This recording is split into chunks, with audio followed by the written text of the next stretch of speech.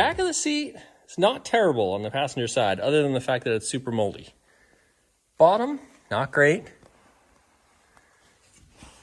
Ripped in the center. Got another dime right there. Let's save that. Driver's side, got some rips in it. Let's dance our way over there and take a look. So you can see we got the rip right here on the driver's side. Bottom, we got some rips on the back as well, which is a little unfortunate. So I think what I may do now is I may actually try and pull this seat out, because I'm dying to see what's under it, and I also want to get all that carpet out. You know the rust is bad when your seatbelt rusts in half.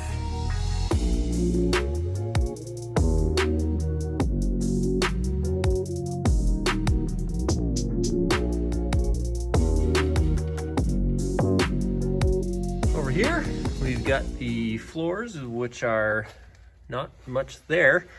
And we've got some wires that are chopped off, but I think they are not factory, because you can see they go to a relay up there. And there's a handful of things in the fuse box. We got a speaker. That doesn't belong there. The gas pedal is supposed to go where that hole is, so that's good. This side's looking pretty good. Looks like it's been patched with some tin foil at some point. Oh, that's some nice work. What is that? I think that might be like liquid nails and flashing, which that's how you're gonna wanna do your restoration work. So yeah, not much for floors on this side. There is some sort of wiring, probably for a stereo or something. Wow. Okay, that was easy.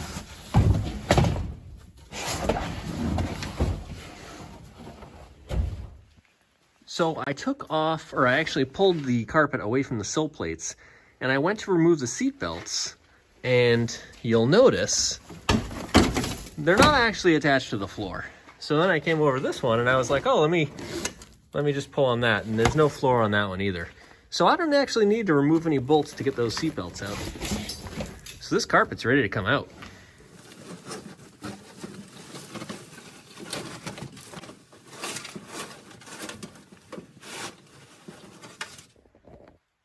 So I now have all the seats out, and I'm going to show you a couple of major issues I found.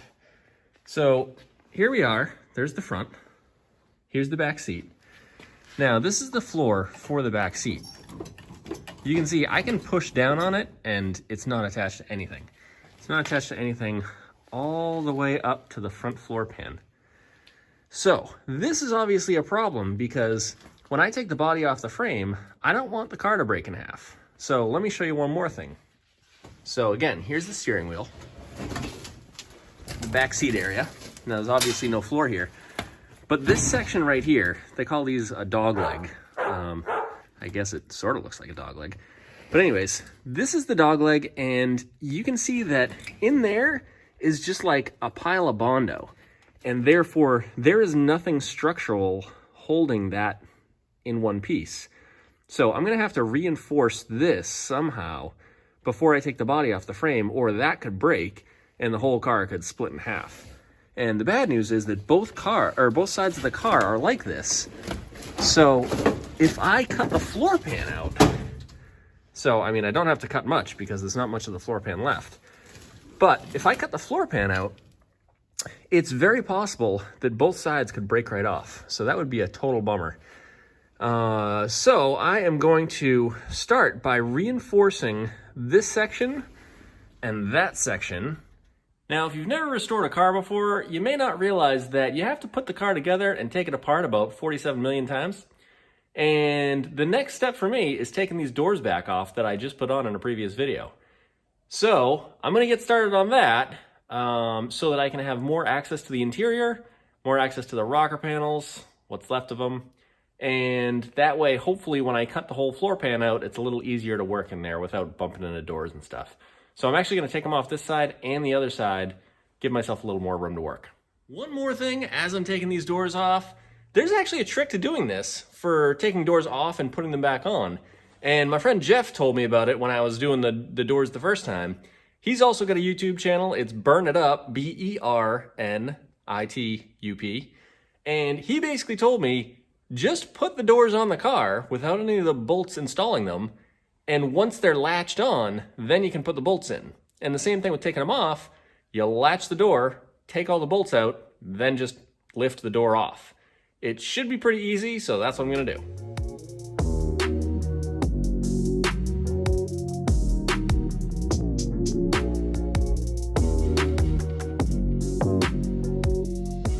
So obviously I need to remove the paint and things from the rocker panels if I'm gonna be welding metal to it. So to do that, I am going to use these two things. So this is my favorite grinder in the world. It's a Milwaukee. I believe it's like a 3.5 inch. I don't know. It's this part number. Anyways, these things are absolutely awesome. Like, I use this more than anything else in my garage. And you can use it, you can put a cutoff wheel on it and you can cut with it. You can put a grinding wheel and grind with it. You can put a wire brush on it and you can wire brush with it. And I have had this one for, I have to imagine, more than 20 years. It is indestructible and awesome. This, I actually just got from yeswelder.com. It was actually sent to me for free. And that's because they saw I was working on this and they were like, whoa, you need welding masks. So I will say that the cool thing I like about this is that it actually has vision on the sides as well as the front. And it also has, replaceable batteries, which, believe it or not, is not always the case. And it gives you a test mode, so you can test if the batteries are working or not. It has a grind mode, so that will obviously just be like a face guard, and it won't actually turn on and off the auto darkening feature. So it has the grind mode, the weld mode, and then of course it has all the different delays, sensitivities, and shades that you can switch it to. So it's actually a really awesome mask. There'll be a link down in my description for that, and probably that if I can find it somewhere. I don't even know if they still sell this model, because like I said, it is ancient. But yeah, links in the description, and now I'm gonna get to grinding this stuff.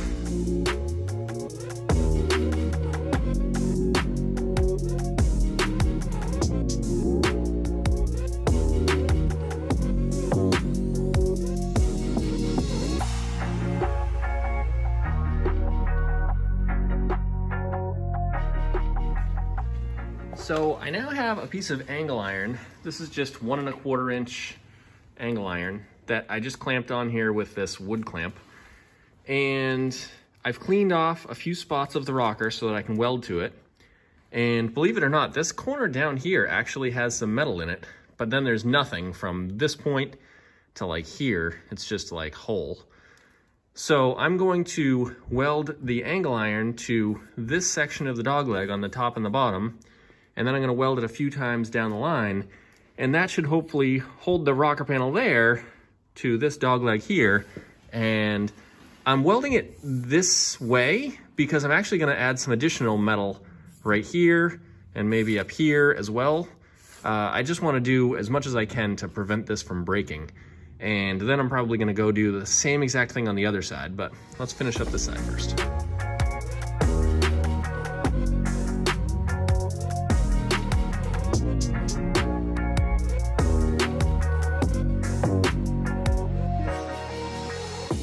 There she is, looking beautiful. So I've now got the angle iron welded on, and then I just cut out a couple of pieces of scrap steel I had and welded it in place to hold this section to the rocker panel.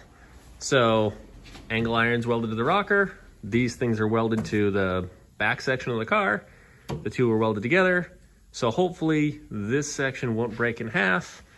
Obviously, I'm gonna cut all this off and replace it properly so it actually looks like a car in the future, but for right now, I just need to hold it together. So this should work. Now I have to go do the other side. So we've now Frankensteined the passenger side. You can see we have the angle iron on the rocker, just like we did on the driver's side. And this side was actually more full of Bondo than that side was. So when I was grinding it off, it was just a dust storm. So either way, I welded the angle iron to the rocker, and then I welded a couple more pieces of steel to the body and then to the angle iron. So hopefully that will prevent this part of the car from breaking in half when I lift it up. I think it definitely would have, because as you can see, there is just, I mean, there's nothing going on here. There's a little bit of the bottom of the rocker, but actually under all that dirt, there may not be. I don't know, but it's bad. So then I also took some angle iron and I ran a piece from the B-pillar on that side to the B-pillar on this side. And that is just because right now I know that generally the rockers are in the right spot because I haven't moved the car around at all. It's still sitting on the frame and everything. So I wanted to weld the B-pillars together to make sure that they didn't like widen or shrink. So that way when I go to put the new floor in, hopefully the B-pillars are in the right spots. And then I also ran a piece of angle iron from here to the back and there to the back, you know, and that will hopefully just keep the B-pillars in the same alignment with the back of the car, just kind of some extra support in addition to these rockers. So hopefully all of this, the triangulation or whatever kind of geometry you want to throw in there, will hold the car together so that when I lift it up, it won't break in half.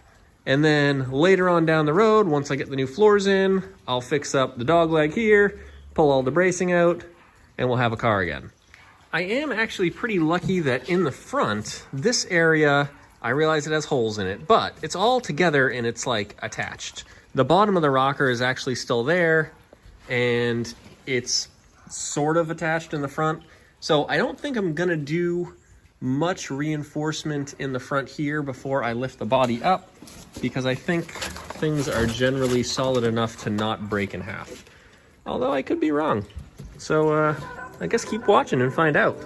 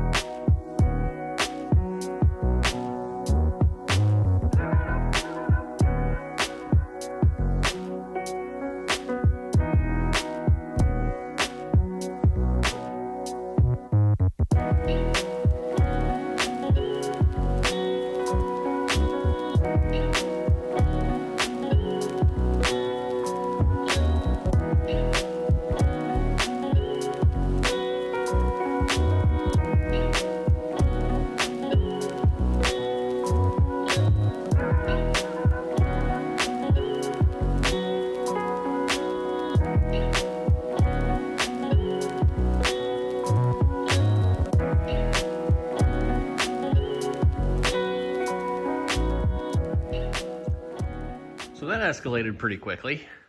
The body is now off and sitting on the lift. I stacked all of the parts underneath it just so that I could kind of declutter the garage space. I obviously have the frame right here, and there's not really any huge surprises here.